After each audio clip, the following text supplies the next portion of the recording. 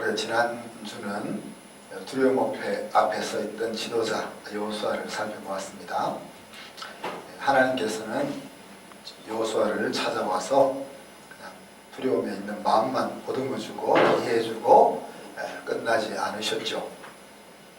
그가 두려움 가운데서 머물러 있지 않고 행할 수 있도록 격려해 주셨습니다.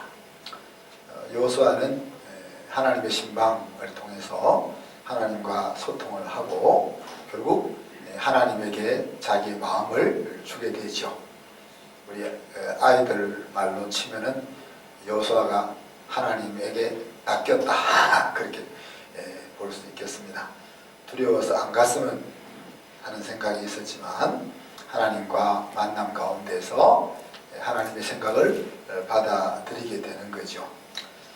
그렇지만 이렇게 어떻게 보면 이렇게 하나님에게 낚인 여호수아의 삶이 복이 있다, 우리 그렇게 볼 수 있겠죠.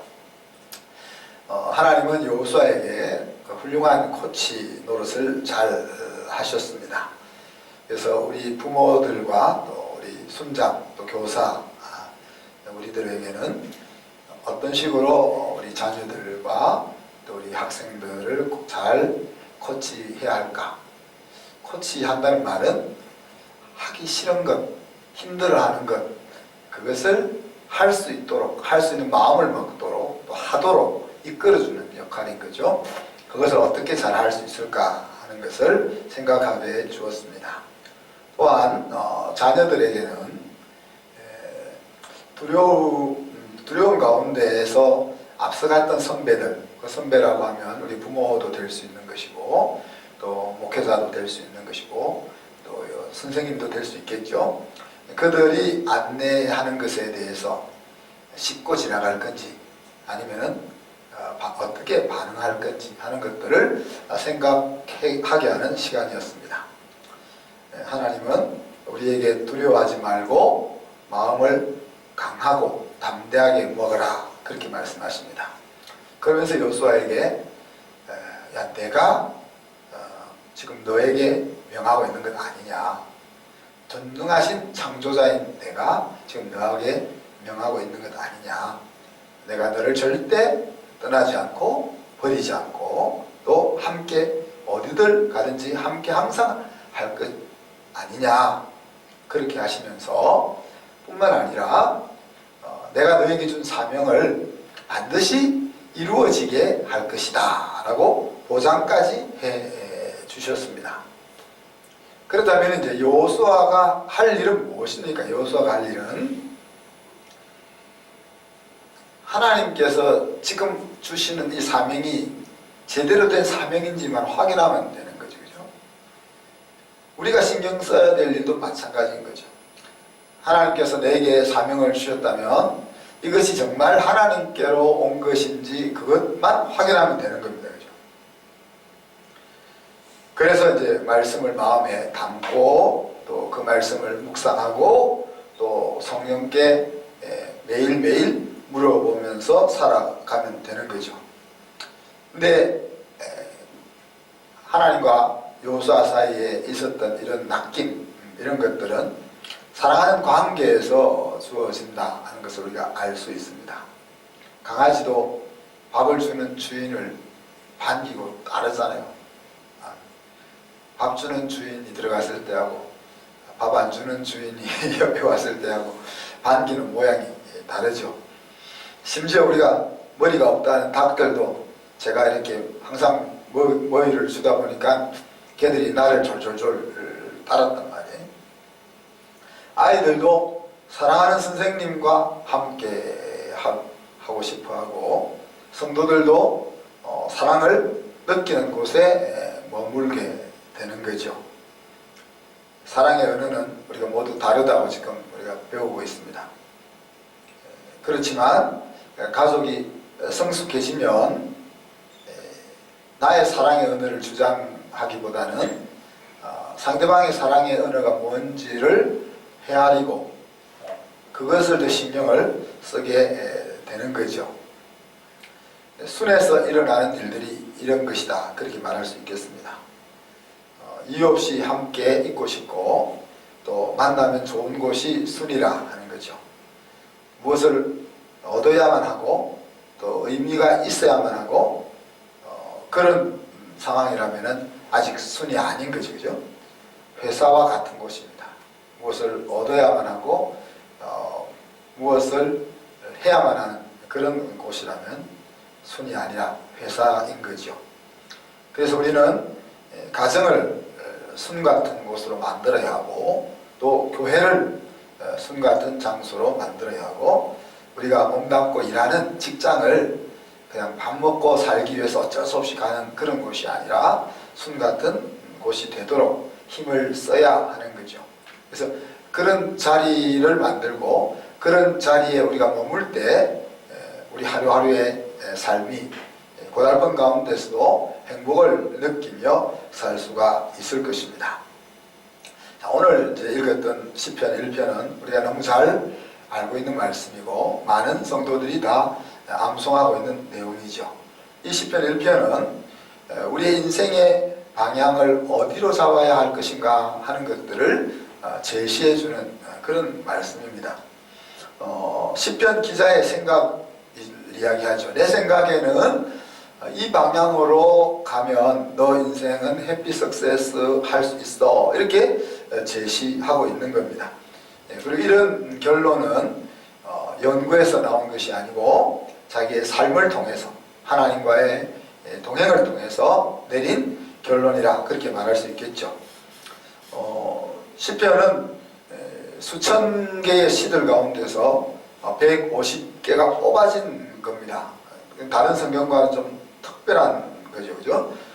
모세에서부터 에스라, 모세가 쓴 시편이 하나가 있고 또 에스라가 쓴 시편이 있는데 모세에서부터 에스라 시대까지 약 천여년 동안 지어졌던 많은 시들 가운데서 150개가 뽑아져 있는 것이 시편입니다. 시편은 5권으로 구성되어 있는데 그 5권을 다른 사람들이 다 뽑았다 그렇게 이제 보고 있습니다. 전성에 따르면은 다윗 왕이 아마 1권을 편집했을 것이고 또 히스기야, 또 요시야, 또 느헤미야와 또 누굽니까? 에스라 이런 사람들이 이 시편을 모아서 백성들로 하여금 낭독하게 하고 항상 묵상하게 했다. 그렇게 생각이 되어지는 것이죠.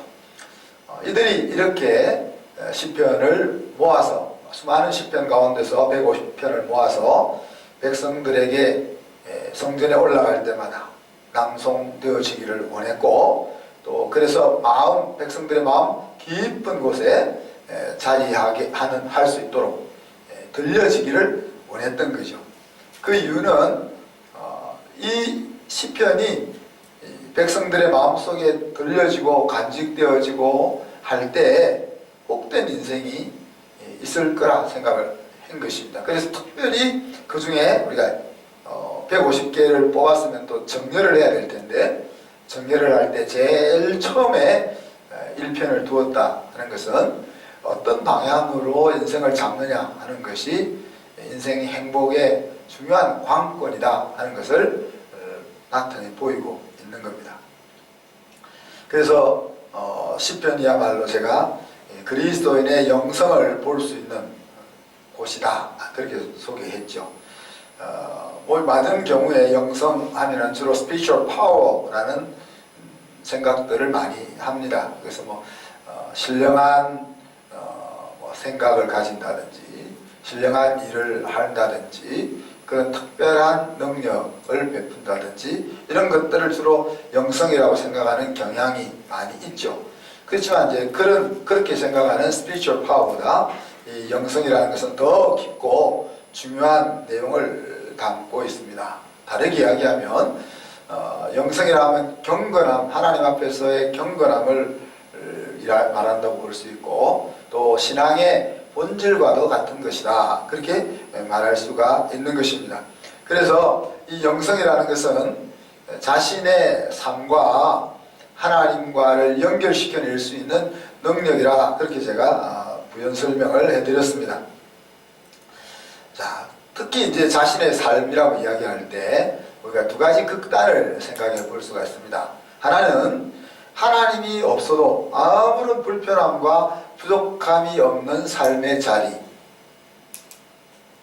그러니까 라오디게아 교회 성도들의 자리가 그 자리겠죠. 그죠? 하나님이 좋으신 분이지만 하나님이 안 계셔도 내 인생 행복하게 사는데 부족함이 없다.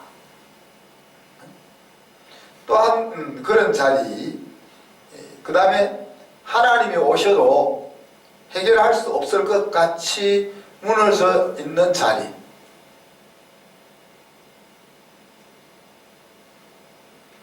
그런 자리가 이 극단적인 두 자리를 우리가 생각해 볼 수가 있는 겁니다. 근데 그래서 내가 너무 삶이 형통하고 하는 일마다 잘 돼가지고 하나님이 안 계셔도 내가 부족함이 없는 그 자리에 섰을 때에도 아니야.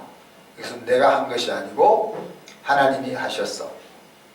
하나님이 계시지 않으면 안 돼. 라고 자기의 그 인생 자리를 하나님과 연결시키는 거죠. 성경을 보면 어떤 사람이 그런 행동을 취했다고 생각됩니까, 여러분? 언뜻 떠오르는 사람은 욥이죠, 그죠? 욥은 뭡니까? 동방의 거부였고, 그죠? 하나님을 잘 섬기면서 자식들도 많고 부인도 있고 노비들과 또 재산이 많으니까 사실 성공한, 그래서 하나님이 안 계셔도 평생 먹고 사는데 지장이 없는 그런 삶의 자리에 그가 있었지만 그는 사사건건 항상 하나님 앞에서 행동하려고 애썼던 모습을 욥에게서 볼 수 있죠, 그죠? 근데 또 여러 사람이 있을까 해서 뭐 생각을 하니까 언뜻 떠오르지 않는데, 성경을 우리가 창세기부터 쭉 이렇게 한번 스캔해 보니까 이삭 같은 사람 아니겠나, 그죠? 이삭이 특별히 뭐 대단한 일을 한 것은 없지만은 부모님 밑에서 부족한 거 없이 하나님을 잘 섬기면서 심지어 뭐 자기가 번제로 죽이려고 하는 그 상황까지도 순종할 수 있는 그런 믿음을 가진 평탄한 인생을 우리가 생각해 볼 수 있는 거죠. 또 보아스 같은 사람, 루스의 아내가 신랑이 되었던 보아스 같은 사람, 또 사울 임금의 아들이었던 요나단 같은 사람, 또 신약으로 오면은 우리 스테반, 돌에 맞아 죽어가는 스테반 같은 사람, 또 바나바 같은 사람, 이런 사람들이 사실 하나님 안에서 세상적으로도 형통하고 풍성했음에도 불구하고 그것이 자기의 능력과 자기의 힘이 아니라 하나님의 은혜로 주어졌다 하는 것을 인정하면서 하나님과 동행할 수 있었던 영성의 사람이라고 볼 수 있겠죠. 근데 또 이제 정말 너무 바닥에 들어가서, 그래서 아굴의 기도 속에 두 가지 기도 속에 그거 있잖아요. 내가 너무 가난해지지 않게 해달라, 그렇게 기도하잖아요. 너무 가난해져서 하나님을 모른다 할까? 우리 미경 자매가 이제 신랑이 돈 안 벌어오면 어떡하겠어요? 애들 학교 보내고 밥 먹고 하기 위해서 지금 병원으로 가서 일하러 가야 될 거 아니에요? 그러니까 하나님을 예배하는 것이 우선이지만은 당장 우리 새끼들이 먹을 것이 없어서 입에 풀칠을 하고 있는 상황이면은 우리가 예배 자리에 나올 수 없지 않겠어요, 그죠? 그래도 나올 거요, 전명자님? 네. 야, 리니하고 영희가 섭섭할 것 같아요. 애들이 굶어 죽는 대로 예배하러 가겠다 그러니까. 근데 인생이 그렇다는 거예요. 그렇게 정말 이건 하나님이 오셔도 해결될 수 없을 것 같은 그런 힘든 자리에서도 아니야. 하나님이 뜻이 있어. 하나님께서 의도가 있을 거야. 그렇게 하나님을 놓지 않고 하나님과 함께 동행하려고 하는 사람들은 그래도 좀 많죠, 그죠? 자, 방향을 잡는 것이 왜 중요합니까, 여러분? 방향을 잡는 것이. 방향이 딱 바로 잡혀 있으면은 어떻게 하든지 목적지에는 도착한다는 이야기입니다.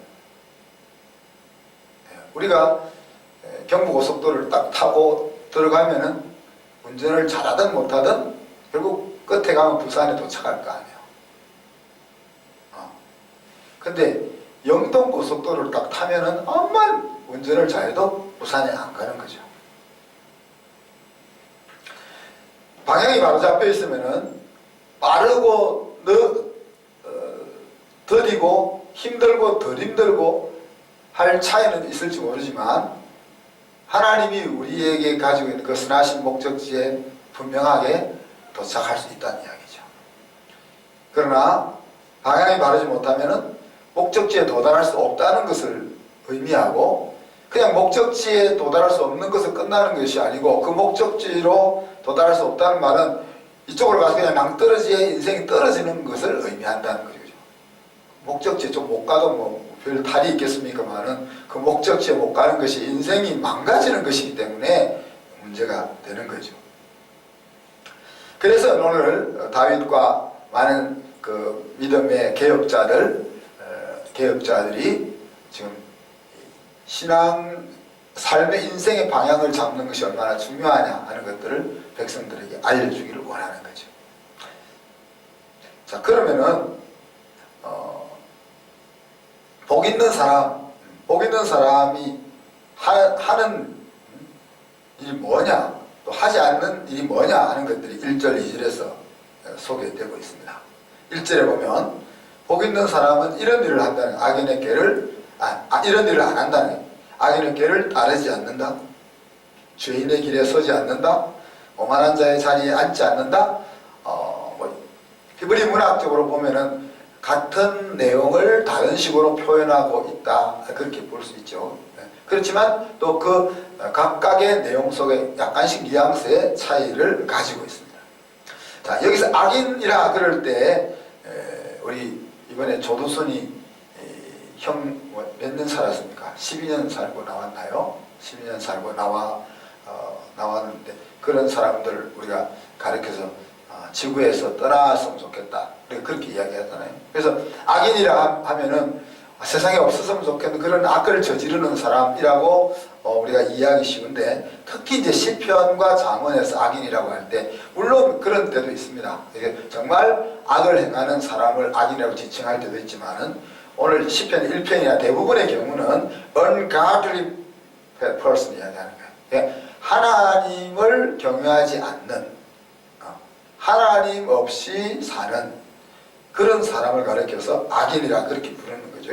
그러면 하나님 없이 살아가는 그 사람들의 의논들, 의논들, 생각들, 계획들, 이런 쪽으로 걸어가지 않는다는 거예요. 그러니까 자기가 그런 편에 서서 함께 그 짓을 안 한다는 이야기죠.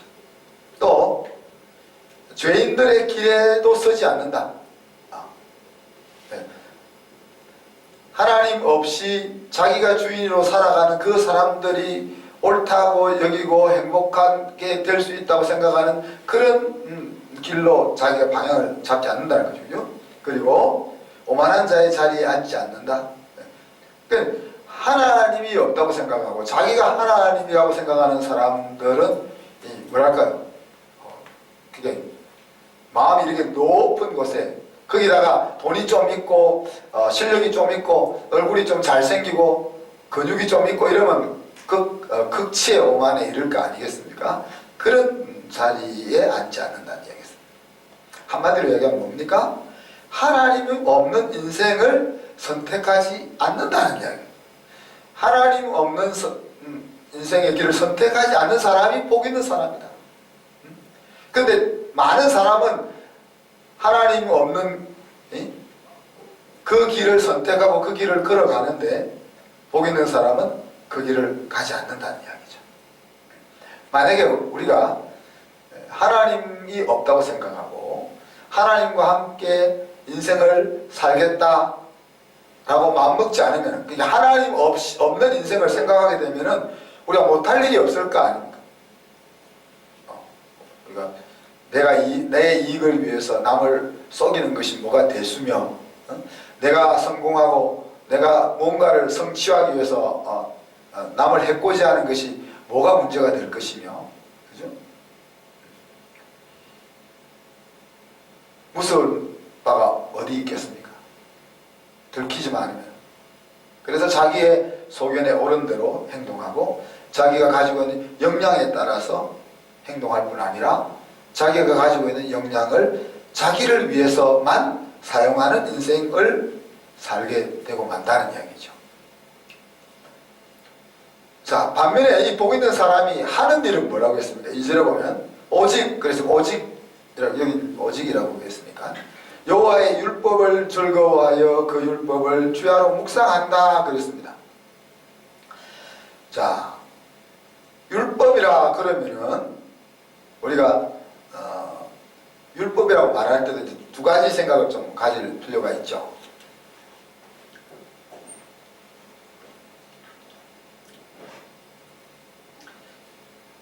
율법이라면 이미지가 우리에게 좋지 않잖아요, 그죠? 그런데 우리가 좋지 않은 이미지를 가질 때는 어떻게 보면 율법이라기보다 율법적이라는 것. 우리가 신앙을 이야기할 때 신비적이다. 그렇게 신앙은 신비로운 것인데 신비주의가 되는 것은 문제가 있는 거잖아요, 그죠? 하나님의 자녀들이 하나님 앞에 복을 달라고 요청하는 것은 아무 문제가 없죠. 자녀가 아버지한테 달라고 하는 거니까 아무 문제가 없는데 기복주의가 문제가 되는 거죠, 그죠? 그런 것처럼 주로 율법이라고 이야기할 때는 하나님의 말씀이라고 하기보다 율법이라고 이야기할 때는 꼭 지켜야 되는 말씀의 의미를 많이 담고 있는 거죠. 우리가 율법이라는 말을 쓸 때. 그래서 그 하나님의 말씀이 그냥 참 좋다 이게 아니고, 자, 우리가 그냥 참 좋은 말씀들은 어떤 말씀이 있어요? 여호와는 나의 목자시니 내게 부족함이 없으리라. 이거는 막 좋잖아, 그치? 능력 주시는 자 안에서 내가 모든 것을 할 수 있느니라. 이런 거 좋잖아요. 그런데요, 영광과 함께 고난도 받아야 할지니라. 이건 안 좋잖아. 정금같이 연단한 후에는 정금같이 나아오리라. 이런 거 안 좋잖아. 그냥 처음부터 정금으로 만들지 왜 불순물을 붙여놓으셔가지고 연단 뒤에 연단을 받아야 하냐. 그러니까 하나님의 말씀이 그냥 우리의 마음에 듣기만 좋고 우리의 마음을 따뜻거려만 주고 그런 말씀이 아니라 정말로 우리의 인생의 승리를 위해서 하나님의 자녀의 길을 제대로 가기 위해서 마음에 담고 삶에 옮겨야 될 그런 내용이라는 이야기죠. 근데 그거를 즐긴다. 즐기는 것이 어떻게 나타납니까? 밤낮으로 묵상하는 것으로 나타나는 거죠. 자, 묵상한다는 말은 우리가 믿지 않는 사람들과 믿는 사람들이 영어로는 다 메디테이션이잖아요. 그렇지만 믿지 않는 사람들이나 다른 종교에서 묵상한다 할 때는 마음을 비운다는 거잖아요. 자꾸 내 속에 있는 지저분한 것, 욕심들 이런 거 비운다는 거잖아요. 그런데 이제 성경에서 말하는 묵상은 공허하게 나를 비워나가는 그게 아니고 하나님의 말씀으로 내 마음을 채워나가는 거잖아요. 채워나가는 거잖아요. 그죠? 그래서 밤낮으로 항상 하나님의 말씀이 내 마음속에 자리 있게 하고, 그리고 마음속에 자리 있게 된 그 말씀이 어떤 의미인지 곱씹어보고, 그죠? 곱씹어보고. 그리고 베레아 성도들처럼 실제 자기들의 삶의 현장에서 말씀이 그러한가 하여 이그제민 실천해보고 실습해보는,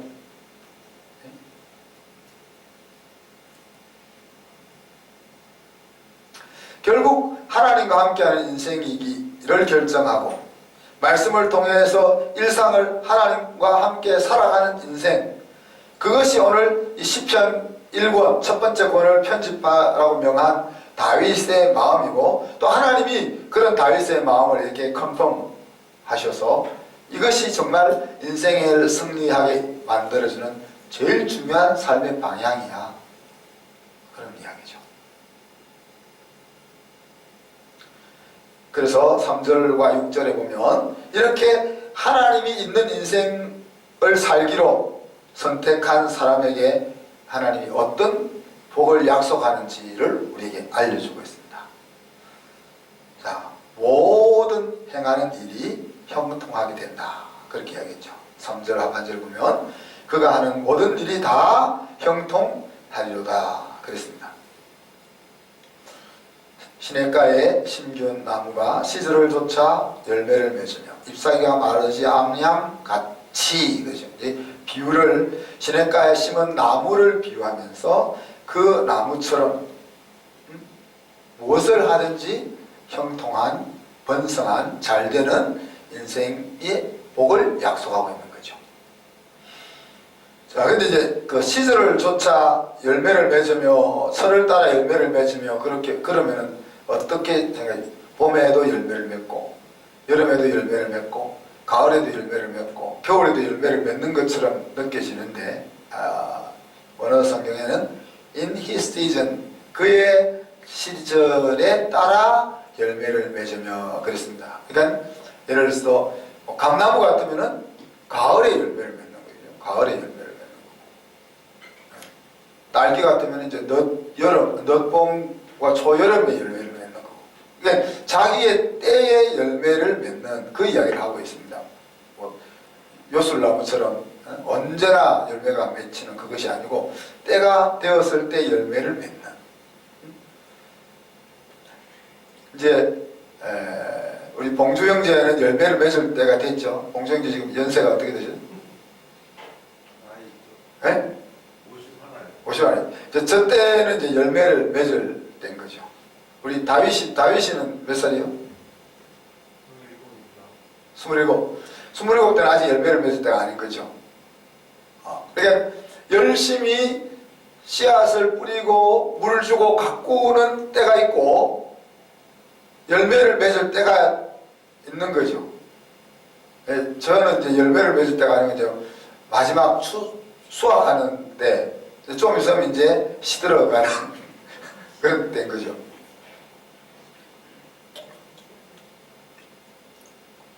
그리고 오아시스 옆에 심겼으니까 죽기 전까지는 항상 잎이 청청하고 시들지 않는 거 아니겠어요? 그죠? 자, 나무는 어디에 심기느냐가 중요하다 그랬습니다. 나무는 어디에 심기느냐가 중요하다. 오아시스 옆에 심기면 어떤 가뭄이 와도 지구가 그 세상이 망하지 않는 이상은 나무는 안 망하는 거죠. 그죠? 그냥 마지막으로 망한다는 말이에요. 그 말은 강조해서 안 망한다는 이야기죠. 그죠? 그러니까 인생이 나무 같다는 게 이야기 아닙니까? 지금 나무 같은데 그냥 황량한 광야 속에 심겨진 나무 같은 것이 아니라 오아시스 곁에 심겨진 나무 같은. 병만 안 들면은 자기 때가 되었을 때 열매를 맺는 그런 나무 같은 인생. 자, 뭐 요즘 젊은이들이 한국을 헬조선 그렇게 말하지만 여러분이 만약에 40년 전, 50년 전에 태어났다고 생각해봐요. 헬조선이라는 말도 못해요. 네, 그때는 대학을 나와도 월급을 정상적으로 받을 수 있는 직장이 잘 없었으니까. 그래서 대학을 나와도 돌 깨러 가서 하루 종일 돌 깨고 나서 뭐 쌀 2대, 3대 살 수밖에 없는 그런 시대에. 만약 여러분 필리핀에 태어났다고 생각해보세요. 필리핀에서 태어났다고 생각해보세요. 비행기 타고 가면 여자들은 뭐를 보는 거예요? 가정부. 남자들은 노동자로 보는 거예요. 뭐 필리핀 사람이 우리보다 지능이 떨어져서 못돼서 그런 것이 아니고 이 시대에 필리핀 사람들이 만약 50년 전에 태어났으면 우리보다 훨씬 잘 살았잖아요. 우리보다 훨씬 잘 살았다고.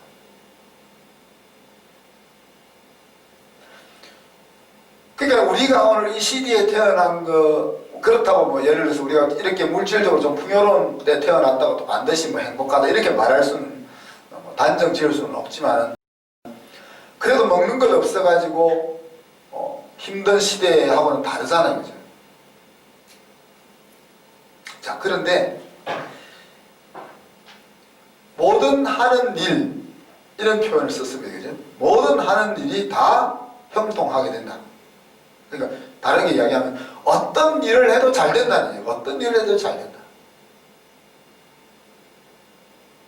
빵집을 하면 빵집이 잘 되고, 반찬 가게를 하면 반찬 가게가 잘 되고, 뭘 하도 손을 대는 것마다 잘 된다는 이야기죠.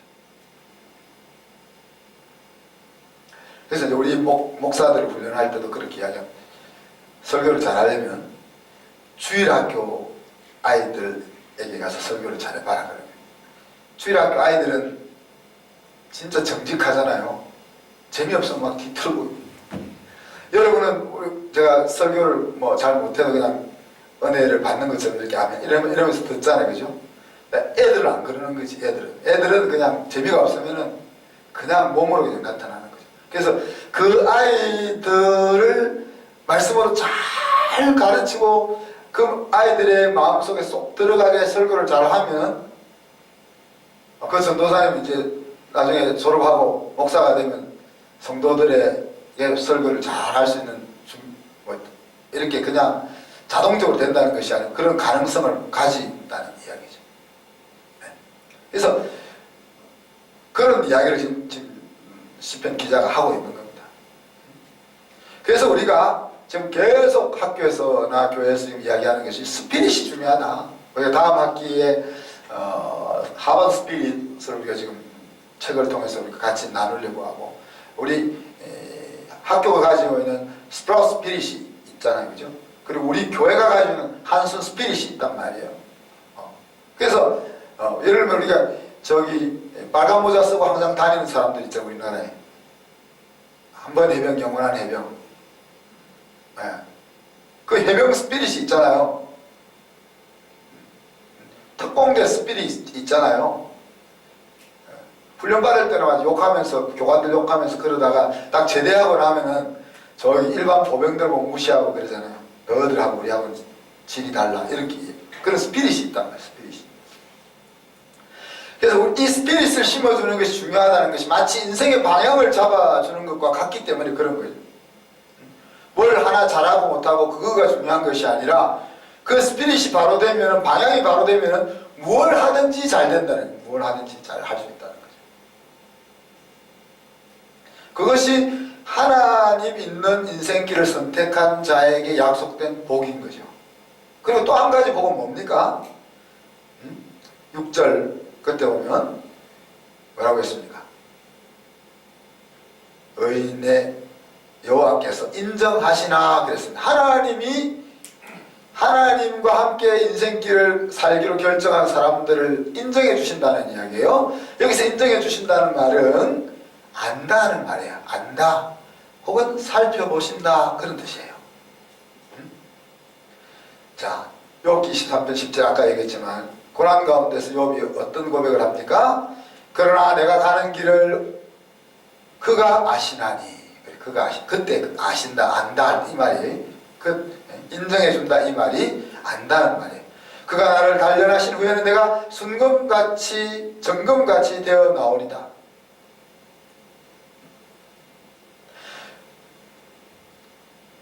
우리가 확신하는 것이 하나 있는데, 그것은 무엇이든지 주의 뜻대로 구하기만 하면 하나님이 다 들으신다. 거기서 끝 안 났잖아요, 성경이. 들으시는 줄을 안즉 구한 그것을 얻은 줄을 또한 우리가 아느니라, 그렇게 이야기하고 있잖아요.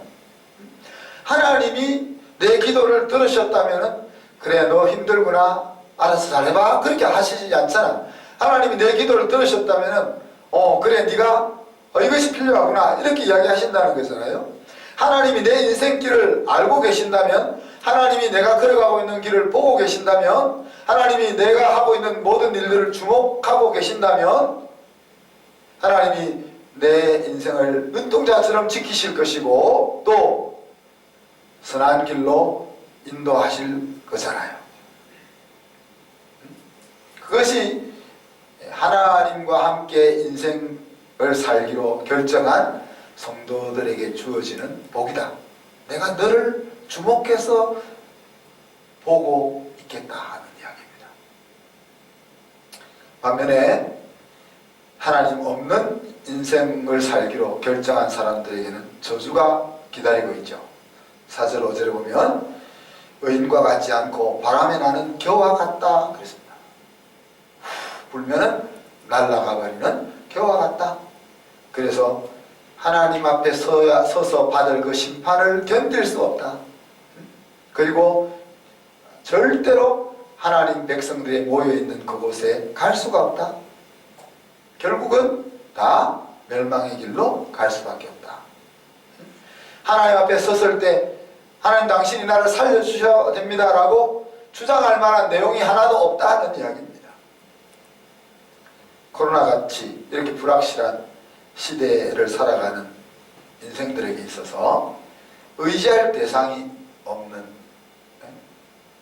그런 외로운 존재가 하나님 없는 인생길을 선택한 사람들이라는 거예요. 오직 내 힘만으로 헤쳐나가야 되고 살아내어야만 한다는 거예요. 사회가 좀 위정자들이 외치는 정의가 살아있는 세상이면 좀 낫지 않겠어요? 그죠? 공의가 실현되는 세상 같으면 그래도 살만하지 않겠어요? 그러나 불공정하고 악한 세상에서 나 혼자만의 힘으로 살아가야만 하는 것이 인생인데 하나님 없이 살기로 결정하는 인생은 그럴 수밖에 없다는 이야기죠. 성경은 아버지가 없는 것은 저주받은 인생과 같다 그렇게 이야기하기도 합니다. 상황에 따라서 기뻐하고 즐거워하고 할 수밖에 없는 불안정한 인생이 하나님 없는 삶을 살기로 결정한 인생이라 하는 이야기입니다.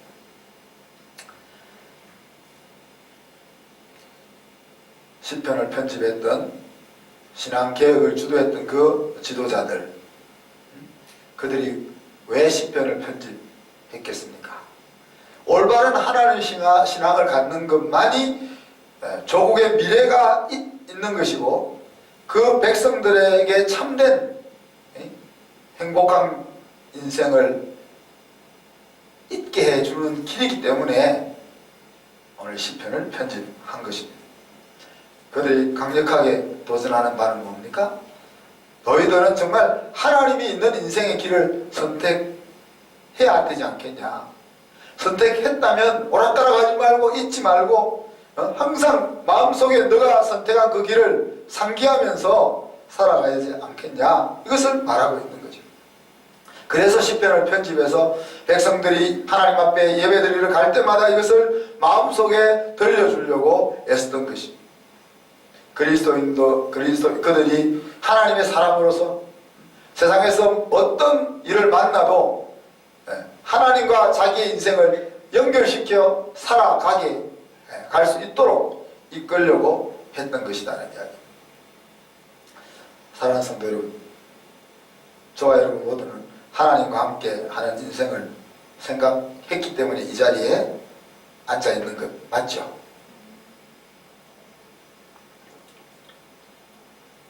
하나님과 함께하는 인생이라는 것은 하나님과 함께 있고 싶어하고 하나님의 의견을 좀 듣고 싶고 또 내 생각을 말해보고 싶고 또 함께 뭔 일을 도모해서 함께 뭔가 일을 저질러 보고 싶은 이런 것이라는 말이에요. 친척들도 자주 보지 않으면 소원해지잖아요. 부부 사이도 한 1년 떨어졌다가 만나면은 남의 집 신랑인가 서먹서먹 할걸요. 아이들도 부모와 자식 사이도 몇 년 떨어졌다가 만나면은 어색해지는 것이 사람의 관계입니다. 그죠? 반면에 자주 만나고 함께 일하고 함께 소통하고 하다 보면 점점 사이가 깊어지게 되는 거죠. 하나님과 함께하는 시간, 하나님과 함께 생각하고 그 의논했던 것들을 실행하는 시간, 또 실행했던 것을 보고하고 나누는 시간, 이런 것들이 확보되어야 한다는 이야기. 우리가 하나님과 함께하는 인생을 살기로 결정했을지라도 함께하는 시간을 우리가 하나님과 함께하는 시간을 확보하지 않으면은 소원해져 가게 된다는 이야기죠. 하나님과 함께하는 시간은 말씀과 기도로 1대1로 만나는 시간이죠. 그죠? 거기서 나누었던 것들을 이제 생활 속에 실천하는 삶의 현장이 이제 하나님과 생각했던 것을 논의하면서 실천하는 장이 되는 거죠. 그리고 그 삶의 결과를 보고하는 자리가 우리 이렇게 모여서 예배하는 자리인 거죠. 이와 같은 그 삶의 자리를 우리가 확보해야만 우리가 선택하고 결정한 그 길을 제대로 걸어갈 수 있고 거기서 약속을 제대로 내 것으로 누릴 수가 있는 거죠. 그래서 여러분의 때가 되었을 때 이제 곧 막 때가 될 사람들이 많은 이미 때가 된 봉주 형제, 이제 앞으로 때를 기다리고 있는 우리 원정 권사님, 성석 형제, 우리 형제자매, 우리 회원 집사님은 때가 된 거죠. 우리 자기의 때에 하나님 주신 열매가 나타나고 또 여러분이 손을 대는 일마다 하나님이 함께 하심이 나타나는 인생이기를 축복합니다. 그리고 하나님이 나의 갈 길을 나를 아는 그런 인생이라는 것을 가슴속에 항상 담고, 그것을 담고 있으면 우리가 어떤 상황 속에서든지 어떤 환경 속에서든지 어떤 일을 만나든지 담대하게 살아갈 수 있기를 축복하는 바입니다. 말씀 생각하면서 우리 같이 한번 1, 2분 동안 기도합시다. 하나님과 함께하는 복된 인생길을 결정하게 하시고 항상 그분의 말씀을 마음판에 날마다 새기며 살아갈 수 있는 우리가 되게 해달라고 기도하겠습니다. 기도합시다.